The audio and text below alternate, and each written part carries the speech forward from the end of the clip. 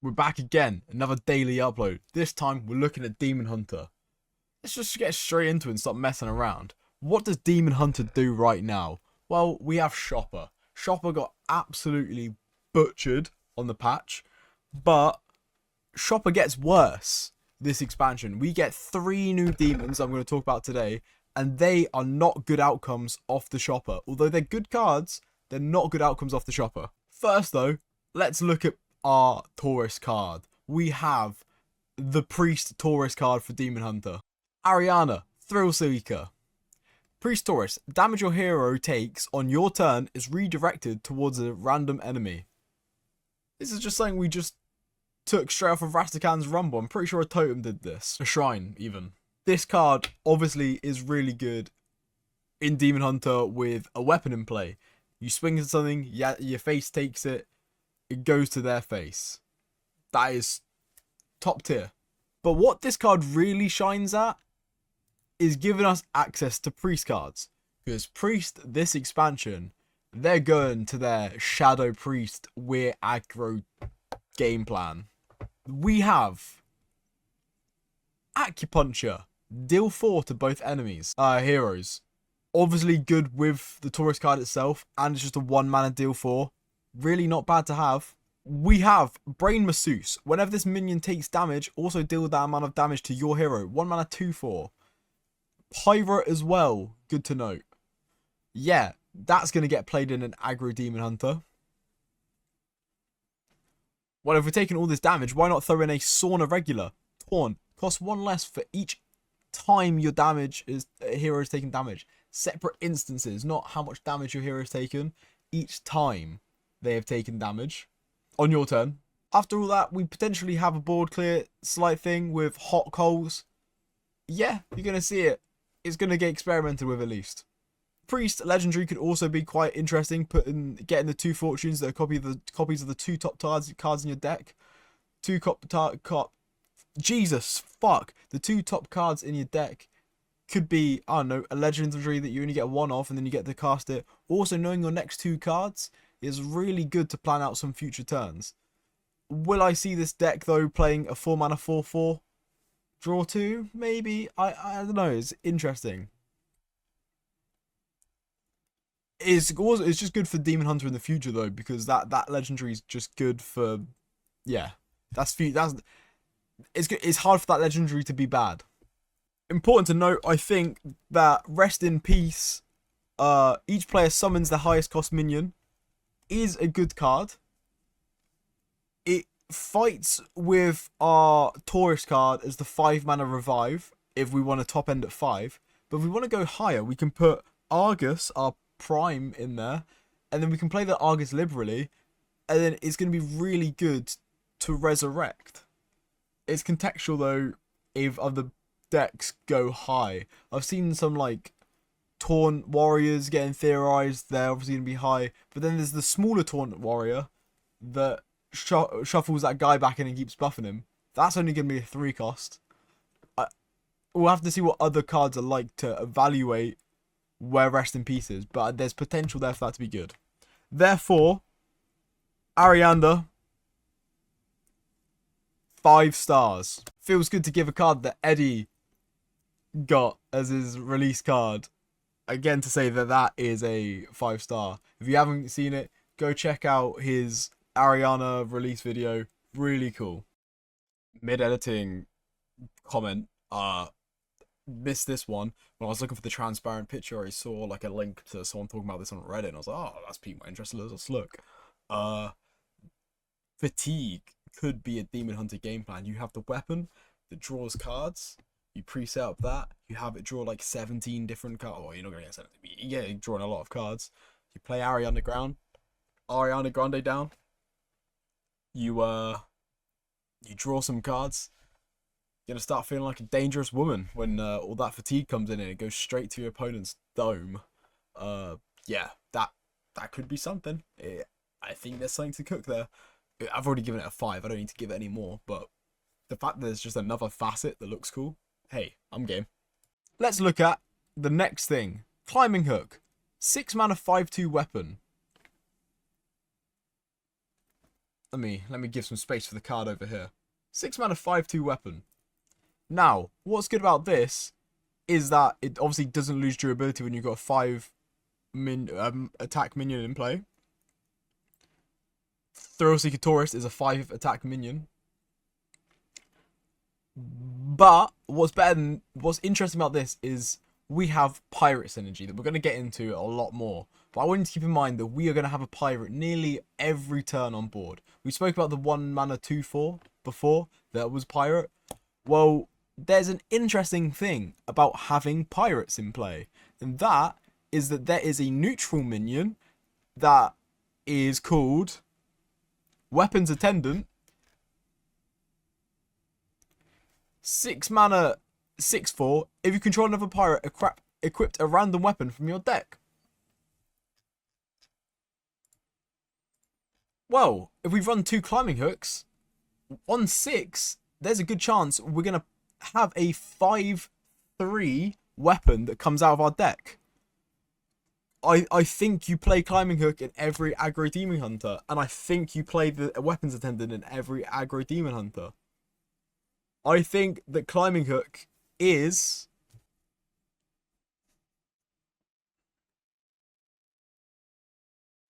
five stars for its 5 attack. Dude, that's a great weapon when you don't pay mana for it. And there's a good chance you're not going to pay mana for it. Ironically, it's going to be like drawing patches. Fuck, now I've said that. Okay, downgrading it to 4 stars. Because it's actually it's good, but it's only really good when you're not paying for it. No. Disagree with my point. We like it as a 5-star because there's 2 of in a deck.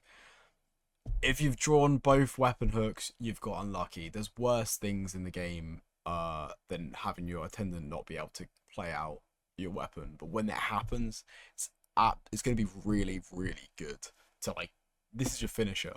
You're finishing games by, like, turn 8 with this deck, I'm going to say. Like, you're potentially getting your weapon out and you're swinging 3-4 times with it to close it out. Yeah, man, like, if you've drawn both of them by turn 8, fuck.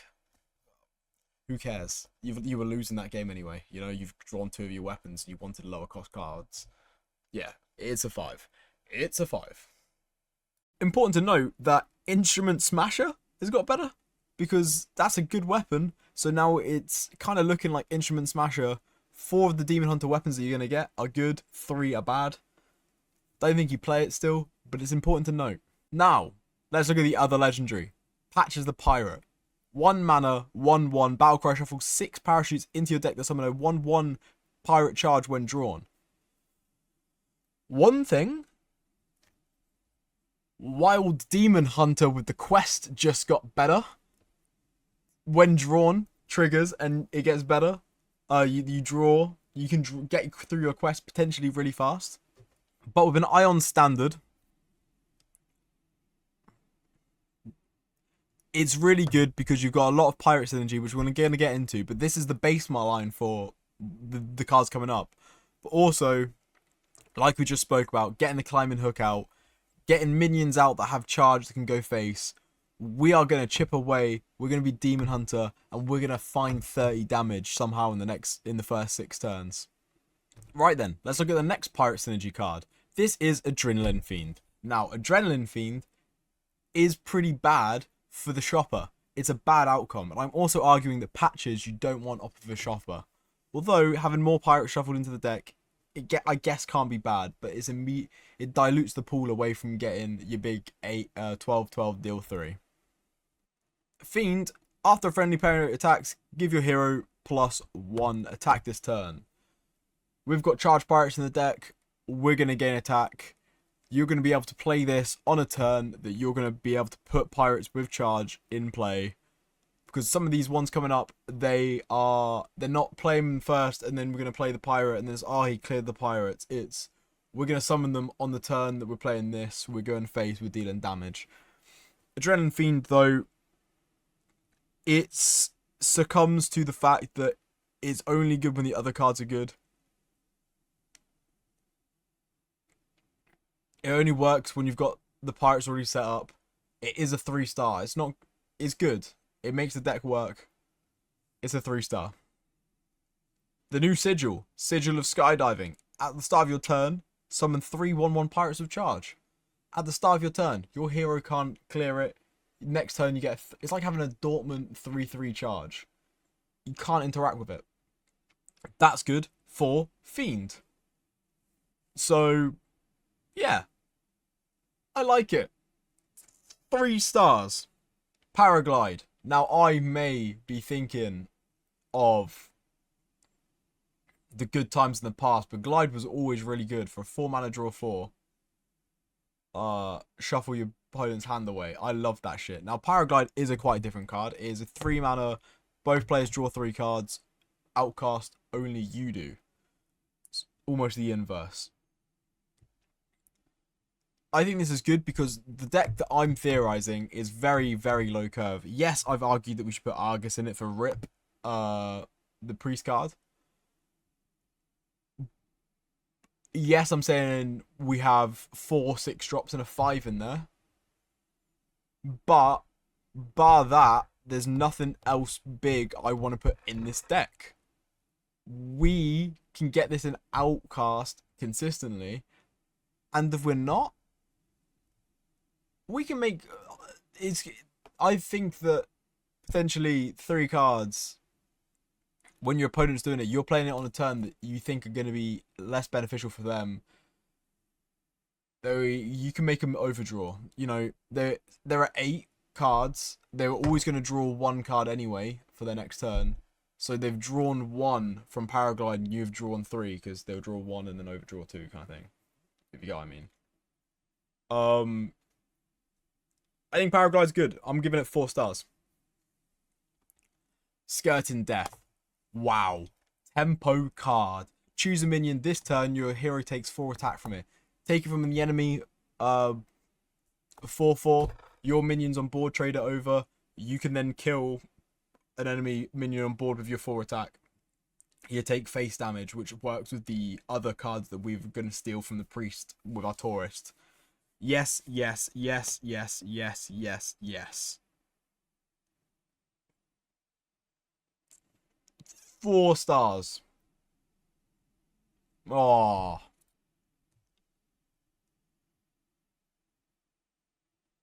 The only reason I'm thinking, okay, maybe it's not 4, is that it is kind of dead on turn 3 if there's nothing on board.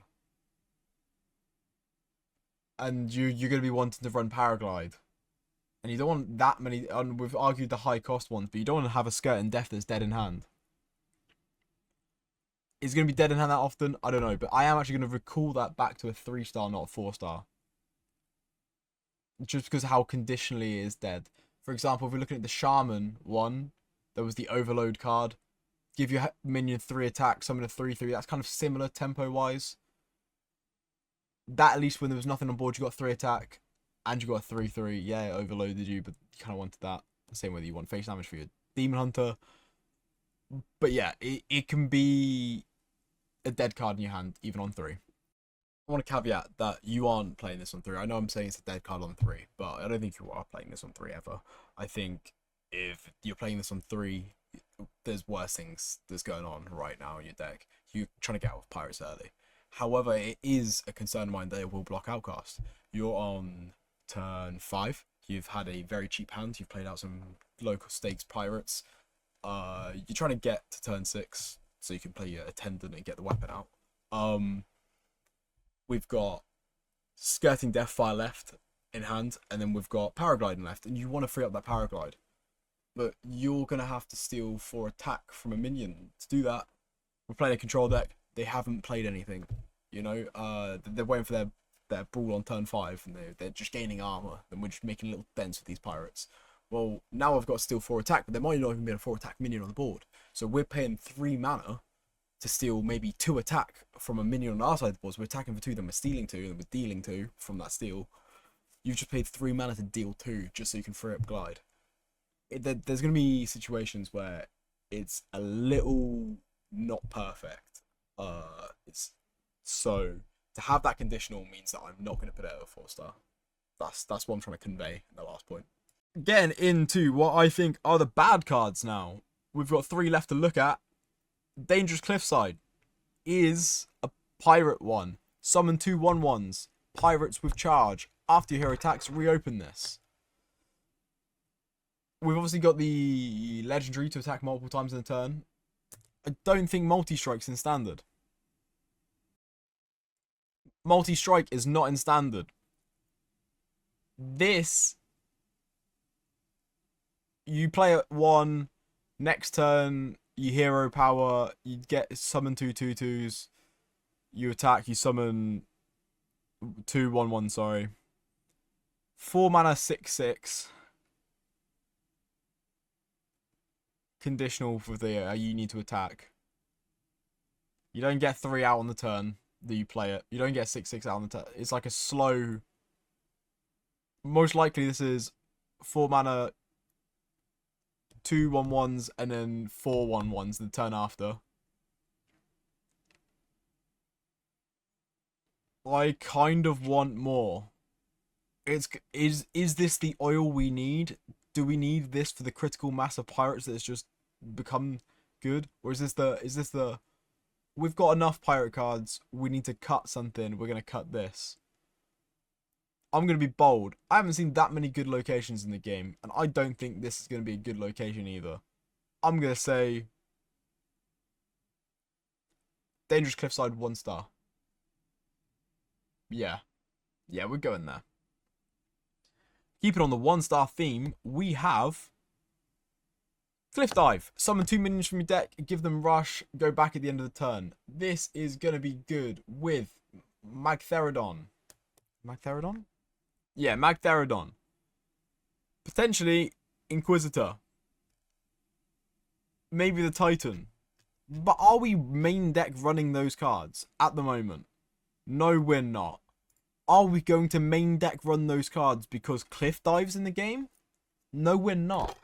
This ain't no duel for Dual Paladin that you could play on 6 and the minions stayed around and you had commencement at the same time. This is not an archetype. Cliff Dive, 1 star. Last and least, ATV. We've got All-Terrain Voidhound. Why did they not give this rush?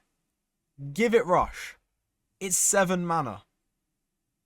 Oh, you want to give it rush with Cliff Dive, but then it's dead in hand before then.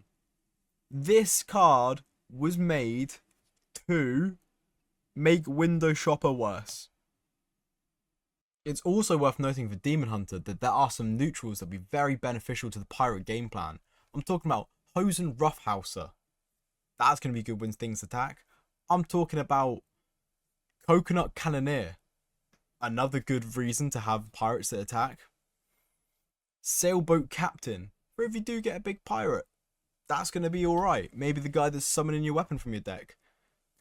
We've seen that people just run a Battlegrounds Battle Master just for big minions. Well, Wind Fury is good in an aggro deck. There's going to be something good to give Wind Fury. Also, just as a quick note, for wild or whatnot, Sailboat, I mean, you're not going to get to this turn 10 on wild, but there's got to be something out there for Sailboat Captain and Mr. Smite. Oof. That concludes Demon Hunter's review. I think I will caveat that I'm so happy to be wrong on Dangerous Cliffside, but fuck it. It's a 1 star. Come after me. This isn't a Trump to file moment. I can't see it being that good in modern day Hearthstone. 4 mana slow 6/6. With charge, but no. Fuck off. Alright, thank you for watching.